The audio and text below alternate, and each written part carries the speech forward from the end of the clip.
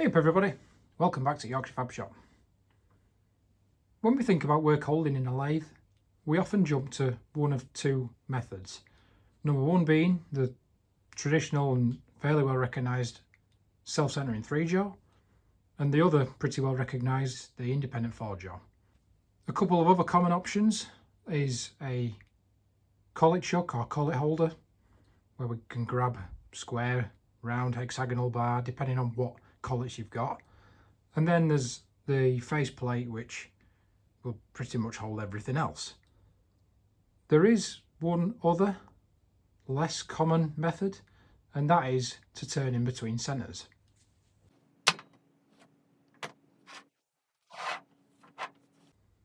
So when we're referring to turning between centres, what we mean is there's a revolving centre in the tailstock and there's a fixed centre in the spindle nose or headstock. Then what we do with the material is we've got a centre hole drilled in both ends, which we can fit in between the two centres. With this, we can turn right up and over the edges of the material. And this is one of the most truest ways of machining items, provided that your tailstock is set up correctly. Because if it's above or below, left or right of the spindle nose centre, this will taper. But providing it's all set up correctly, this will be the truest form of machining that you can possibly do.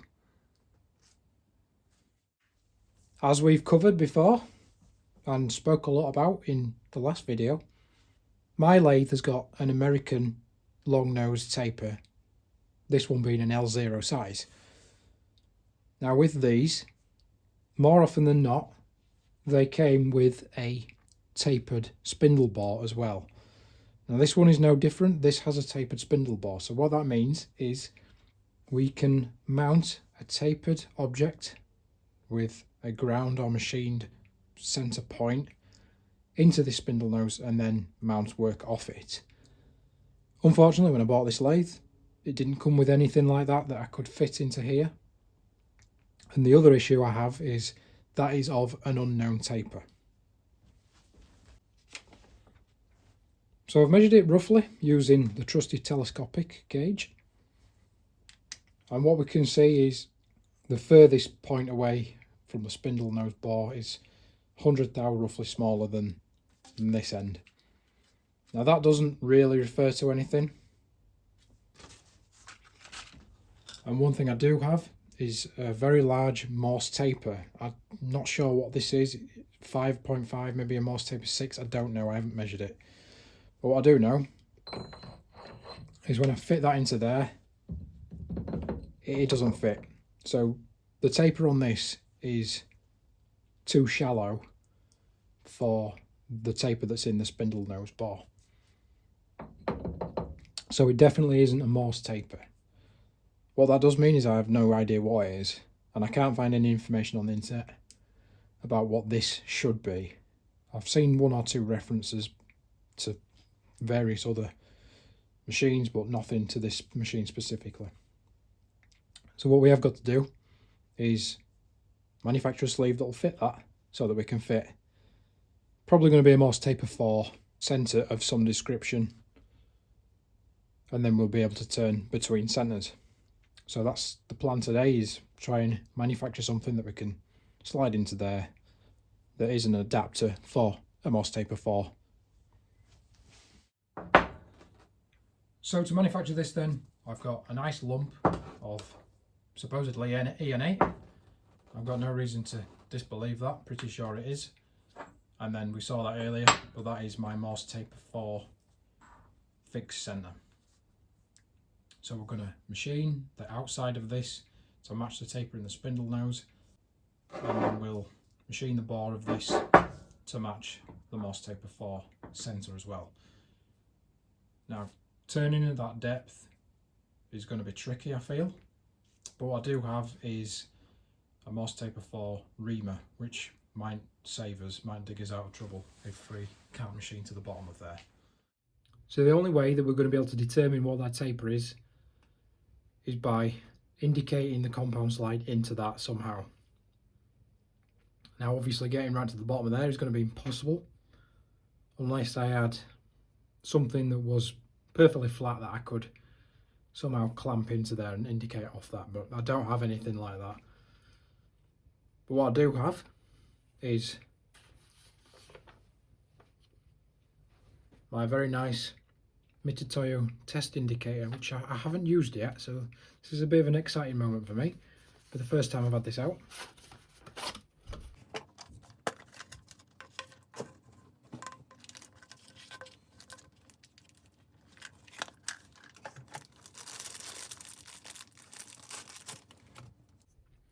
Now I don't know if there is any other word than a little bit sad to get excited over nice measuring equipment, but I do get excited about nice measuring equipment, and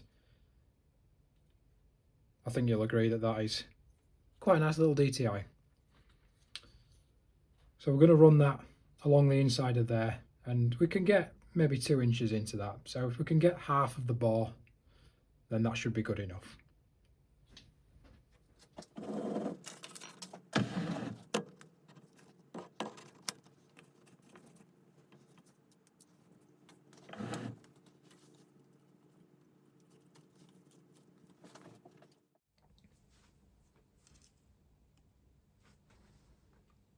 So as before, when we were clocking on the outside, we want to ensure that we're as close to halfway up the bore as we possibly can get. So that's approximately 66 millimeters. So we'll make sure that the stylus is about 33.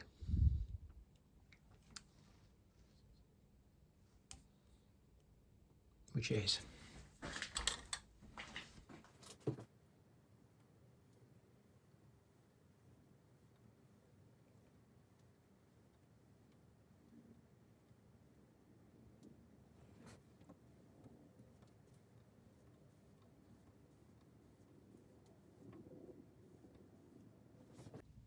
So that now is pretty close actually, within 0.01 of a mil, or half a thou, and I'll be hard pressed to do much better than that on a manual lathe, I think, with a worn compound slide and an unknown bore, although it feels pretty good, could have some wear.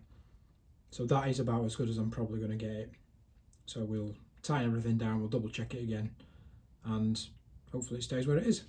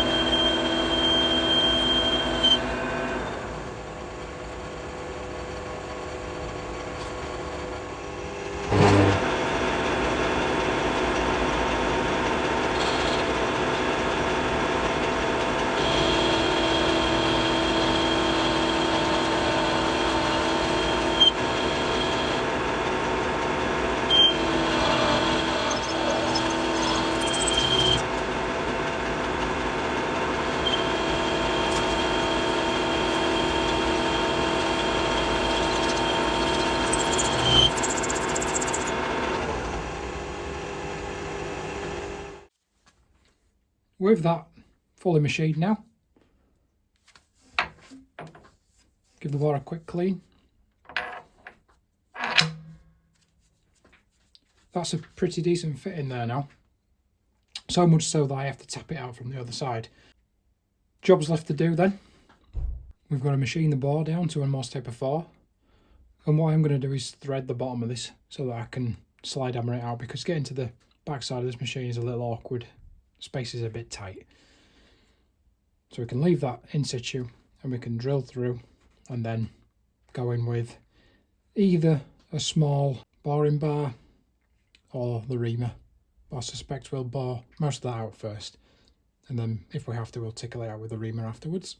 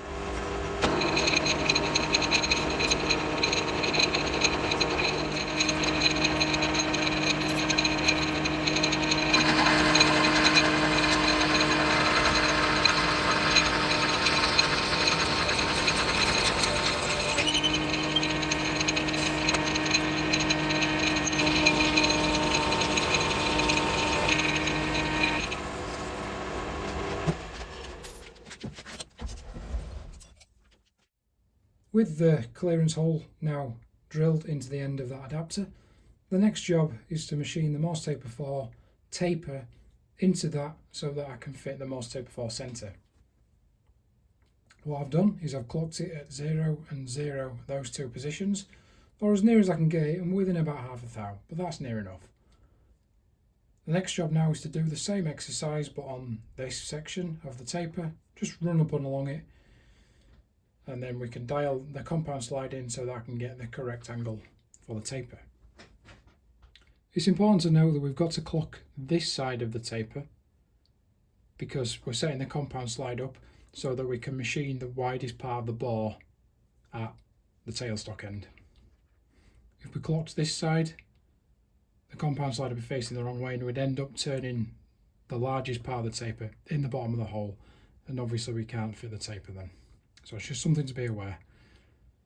So what I'll do is I'll just run up along here quickly and we'll try and dial that in. I've only got a thou clock on because realistically that's all it needs to be, as good as that. So get within a thou. Happy days.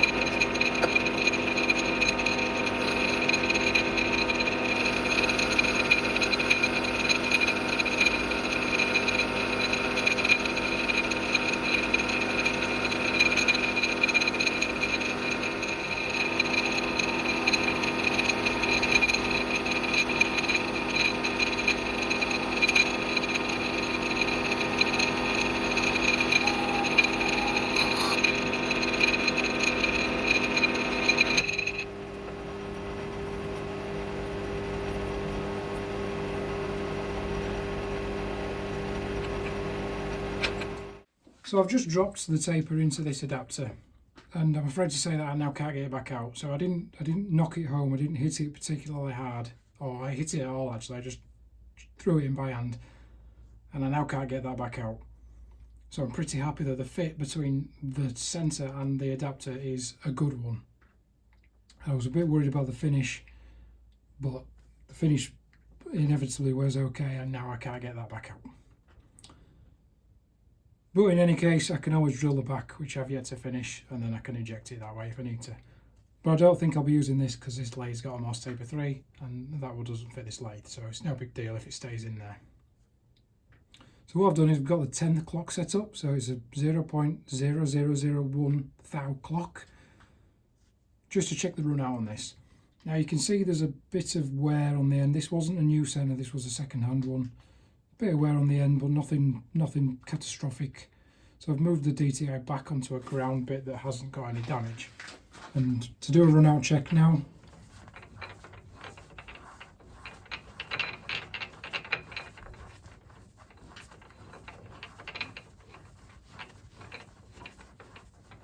so that is less than 2/10, which I could not be happier with. I was a bit concerned that machining it on this lathe with a slightly worn compound slide and an unknown finish on the inside of the spindle bore would result in something that wasn't quite as close as that. I was hoping for half a thou, but 2/10 is absolutely brilliant. Really happy with that.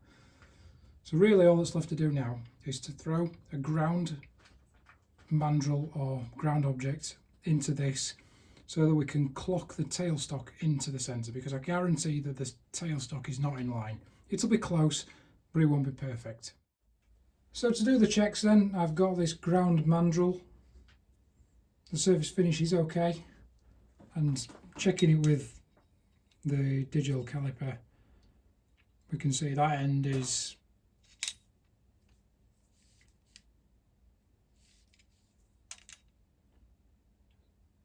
so 3 thou less than an inch, and that end is 1.5 thou, give or take.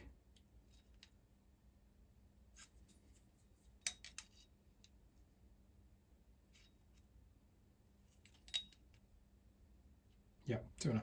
So it's not perfectly straight. If I orientate this in a way that I know which end is the smaller end, I'll be able to counter for that when I'm setting up the tailstock. But the thou isn't the end of the world, and it's not going to make a huge difference in the grand scheme of things.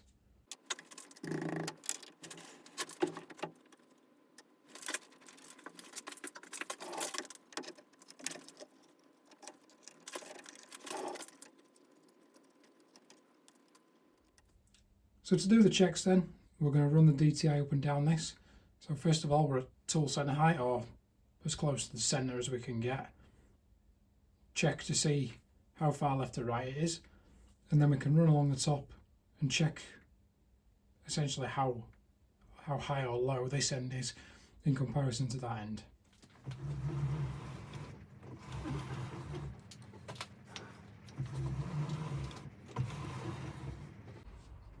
So looking at that run out along here at the side, you could say that that's a really good result. That's only 1 thou error from this position to that position. I have centered this in the past. I have set the tailstock up specifically for turning something that was stuck out of the chuck a good way. So I'm pretty happy that that's still dialed in from when I last set it up. We'll do the same exercise now running along the top, and that will tell us whether the tailstock is physically higher or lower than the headstock end.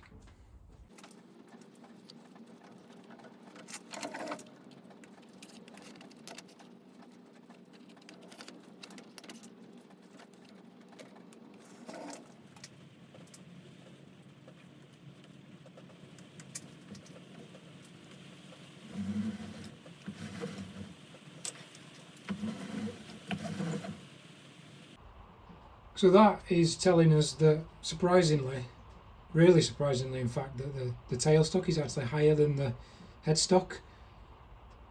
Not quite sure why that would be. You'd expect the tailstock to have worn over time, and that would end up drooping.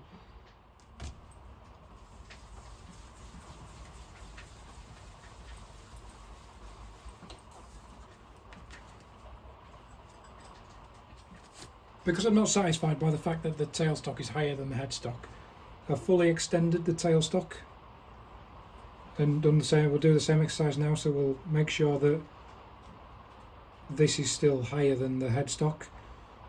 Now I haven't moved the DTI, but we've already got a slight drop. It's dropped by 2 thou, which is insignificant really.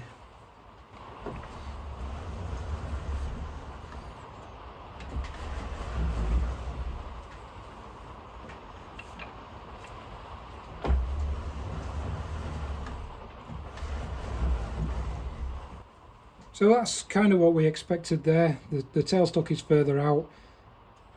This droops over its length a little bit by, as we can see, 2 thou, and as a result the run out over the length is slightly better. We're only 2 or 3 thou high here now. But saying that, it isn't a huge amount, and it's actually the better way, so I could scrape that in and I could drop that down a little bit. But in reality, am I going to bother? Probably not. So there we have it then. I appreciate that the surface finish on there isn't wonderful. It's okay, it feels better than it looks. But that is always going to be the trouble when you turn in the compound slide by hand. Don't have a way of feeding that just yet. Since I've slept between now and when I was running the DTI along the ground bar to check the relative position of this in comparison to the tailstock, it's had me thinking about why the tailstock might be higher. You'd expect a lathe of this age that would have dropped slightly because of wear to the bed and wear to the bottom of the tailstock. But I machined the tailstock last year. I reamed it out by putting the reamer into the headstock and then reaming the bore of the tailstock, which isn't necessarily the best way of doing things, but was by far the easiest and probably my only option. So I've adjusted the position of that, I think, by reaming that, and that's probably why it's slightly high. Am I going to do anything about it? I don't know. I may have to revisit that and bring it down, but over time it will wear and it will naturally droop anyway. One thing that it does go to show is you can actually be very accurate with a manual machine, and even one of age, so to get that running within 2/10 repeatably is pretty incredible actually. I think it's more luck than skill, but I'll take it anyway. So I hope you've enjoyed watching me make that. Another addition to the machine that is going to come useful in the future, I'm sure. So from Yorkshire Fab Shop, thanks for watching. See you next time.